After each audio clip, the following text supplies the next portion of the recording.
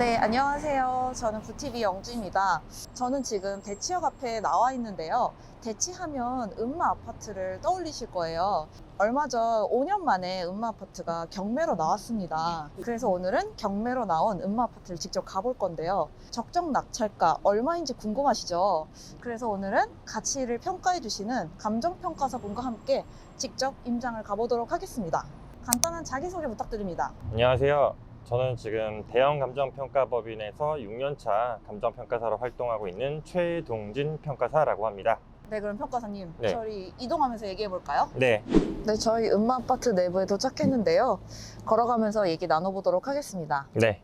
이번에 경매 매물 나온 것이 어떻게 하다가 매물이 나오게 된 걸까요? 최초에 이제 21년도 9월 달에 네. 27억에 이분이 이제 매입을 하신 거였었거든요. 네네네. 이제 그분 입장에서는 이제 투자 가치가 있다고 판단을 하시고 대출을 거의 엄청나게 받으셔서 네. 24억에 이제 대출을 받으셨잖아요. 네. 처음에 어떤 이제 다른 대부 업체에서 네. 거기서 이제 처음에 한번 빌렸다가 중간에 다시 이제 다른 대부 업계로 갈아탔었어요. 오를 거라고 이제 생각을 하시고 네네. 시세 차익을 보고 짧게 1, 2년 정도 보시고 이제 하신 것 같아요. 네. 그런데 이자가 이제 2022년 상반기까지는 괜찮다가 금리가 이제 다시 오르기 시작을 한 거죠. 네. 그 대부 이자가 역시 엄청나게 높게 되다 보니까 그 이자를 이제 감당하기가 힘드셔서 네. 결국에 이제 경매로 나오게 된 케이스라고 보시면 될 것 같아요. 네. 한 달에 2천만 원씩 계속 내는 게 보통 쉽지 않을 것 같기는 한데요. 이 야수의 심장을 갖고 계신 분이죠.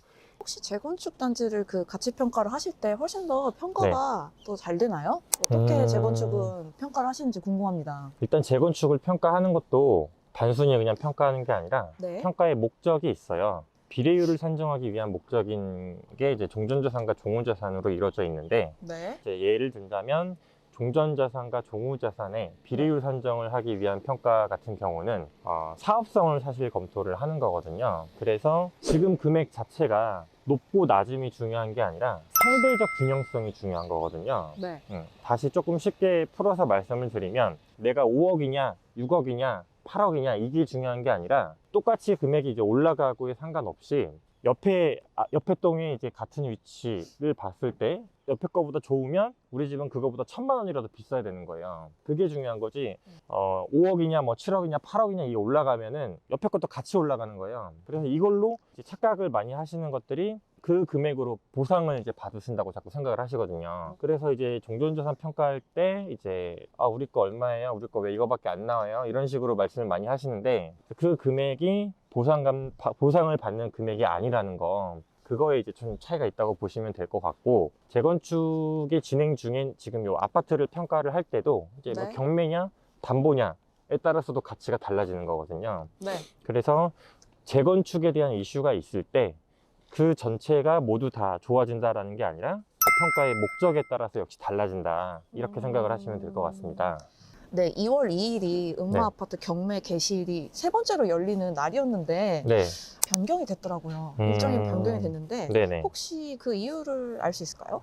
일반적으로 그 개시일이 변경이 되는 케이스가 첫 번째가 이제 어떠한 상당한 이유가 있었다고 판단이 될 경우에 네. 그거를 이제 법원에서 직권으로 변경을 하는 게 있고, 두 번째로는 이제 당사자 신청에 의해서 하게 되는 경우가 있어요. 그래서 이제 채권자가 신청을 하게 될 경우에는 일정 요건에 한해서 두 번 정도 이제 허용을 하지만 네. 채무자나 소유자가 신청을 하는 경우에는 특별한 사유가 없는 한 허용을 안 하고 있어요. 네. 그래서 그러한 상황이 뭔가 있어서 개시일이 바뀌지 않았을까, 이렇게 생각을 하고 있습니다.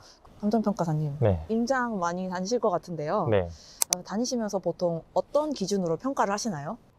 처음에 저희가 현장을 가기 전에 공부 서류들을 이제 확인을 해요. 네. 근데 임장을 가는 이유는 네. 그 공부 서류와 다른 상황들이 있는지, 그런 것들을 이제 확인을 하기 위해서 현장을 이제 간다, 이렇게 보시면 될 것 같고, 그래서 현장에서 이제 확인할 내용들이 주로 이제 뭐 예를 들어 지금 아파트 같은 경우를 예로 든다고 하면은 이제 건축물 등기 사항, 그러니까 집합 건물이 되겠죠. 네. 그다음에 그 건축물 대장, 이런 것들을 일단 확인을 하고, 이 음아파트 같은 경우는 이제 건물이 오래되다 보니까 아마 건축 도면이 없을 거예요. 처음에 이제 도면도 저희가 네. 다 준비를 해가요. 네. 실제 도면과 위치가 동일한지 방 위치라든가 그런 것들을 이제 중심으로 확인을 하게 되는 거고, 이것도 역시 담보냐 경매냐 이런 목적에 따라서 평가 대상에 포함을 시킬 건지 아닐 건지가 달라지는 거라서 네. 임장에서 확인할 거는 이게 일단 가장 첫 번째인 거예요. 실제 공부와 다른 내용들이 어떤 것들이 있는지 이거를 찾는 게 일단 첫 번째고요. 네. 그 다음에 이제 두 번째로는 저희가 이제 전산상으로 이제 나오는 가격 자료들을 일단 조사는 해요. 그래서 거래 사례 자료뿐만이 아니라 평가했던 전례 자료들, 네. 임대료 자료들을 조사를 하는데, 네. 이게 이제 공부에 존재를 하지만 실제 현장에 갔을 때 다른 가격 수준을 말씀하시는 경우도 있거든요. 각 이제 중개사무소를 좀 들려서 이런 것들을 이제 확인을 하는 거죠. 실제 이게 맞는지. 네, 이거를 조금 좋게 얘기하면은 이제 자료의 신뢰성 문제를 검토를 하는 거예요. 그럼 이 음마 아파트의 입지는 어떻게 생각하세요? 일단 입지로 봤을 때는 진짜 최고의 입지 중에 하나라고 볼 수가 있을 것 같아요. 네. 그러니까 그 이유에 대해서 일단 먼저 말씀을 드리면, 첫 번째로는 바로 요 앞에 이제 여기 두 군데가 네. 이제 존재를 하고 있잖아요. 네. 그리고 요 음마 아파트 바로 이제 뒤쪽으로 가서 보시면 이제 학원가가 요 바로 뒤쪽에 다 몰려 있어요. 학원을 보낼 때 아주 유용하기 때문에 입지적으로 봤을 때는 뭐 학군이나 역, 그다음에 강남이나 아니면 이제 삼성, 이런 신사동, 이런 접근성도 상당히 좋은 편이거든요. 그런 부분들이 존재를 해서 입지적으로는 굉장히 좋은 입지다라고 말씀을 드릴 수 있을 것 같습니다. 어쨌든 이게 경매 개시일이 조금 늦어졌는데 네, 다시 경매가 열린다면 네. 이게 유찰될 가능성이 높다고 보시나요? 일단은 가격 수준을 일단 간단하게 말씀을 드리면, 네. 전용 84 타입인데 인근에 이제 네이버 호가 수준으로 나와 있는 것들이 한 21억에서 23억 정도에 지금 형성이 되어 있는데, 네.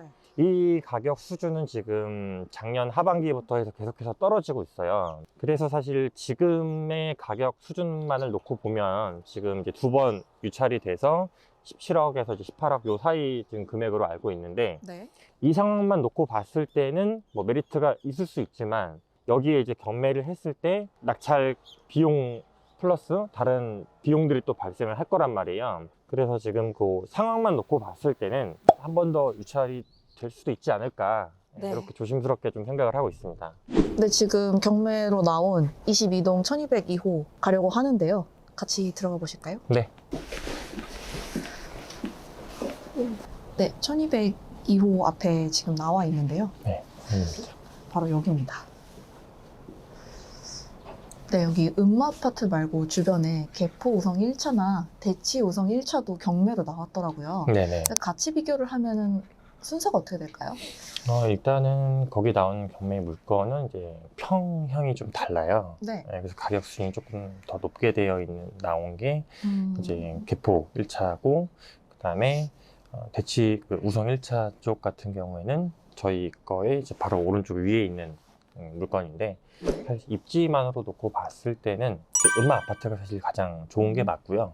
근데 실제 가격은 개포 1차가 훨씬 높거든요. 그게 높게 형성되어 있는 이유는 음마 아파트 같은 경우는 이제 재건축이 좀 잘 진행이 안 되는 부분들도 있고, 그 GTX 노선에 관해서도 좀 약간 이슈가 있잖아요. 그래서 그 상황을 놓고 봤을 때는 사실 걔네들이 지금까지 나온 거는 한 26억 정도거든요. 비슷한 평형을 기준으로 했을 때. 네. 음마 아파트 같은 경우는 지금 점점 내려가고 있는 추세니까 걔네들도 실제로 거래가 된다고 하면은 그거보다 좀 낮은 수준으로 거래가 될 확률이 높겠죠. 그러면 가치 평가서를 볼 때 어떠한 항목을 중요하게 보면 될까요? 평가서 자체에서 이제 확인을 하실 것 중에 하나가 이제 권리 분석과 관련한 내용이라고 보시면 돼요.